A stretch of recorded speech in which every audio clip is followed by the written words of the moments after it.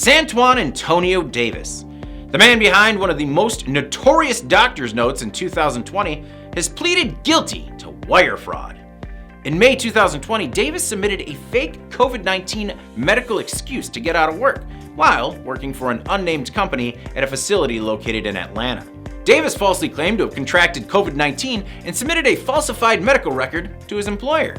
Now, typically, this isn't a huge deal, and companies have to sometimes vet the authenticity of doctors' excuses. But amidst a global pandemic, it's just not the right time. And once you are exposed, past poor behaviors sometimes come to light. Concerned for its employees and customers, the company closed for cleaning, paid its employees during the shutdown, and lost more than $100,000 in the process. Davis also forced the unnecessary quarantine of several coworkers. In a statement, U.S. Attorney B.J. Pak said, quote, "The defendant caused unnecessary economic loss to his employer and distress to his coworkers and their families." Well, over the course of the COVID-19 fraud investigation, agents uncovered a previous incident in which the defendant submitted fraudulent documentation to obtain benefits from his employer.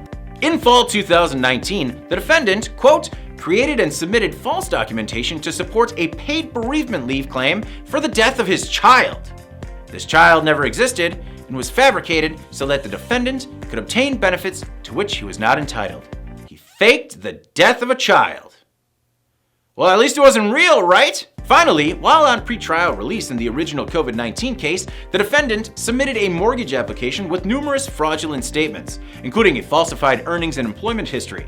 The mortgage company discovered the fraud, in part after seeing the news related to the original COVID-19 charge. I mean, you're in the news, man. You're in the news. The 35-year-old recently pleaded guilty to a wire fraud charge related to a scheme to defraud his employer and to a bank fraud charge relating to the mortgage fraud. Sentencing has yet to be scheduled.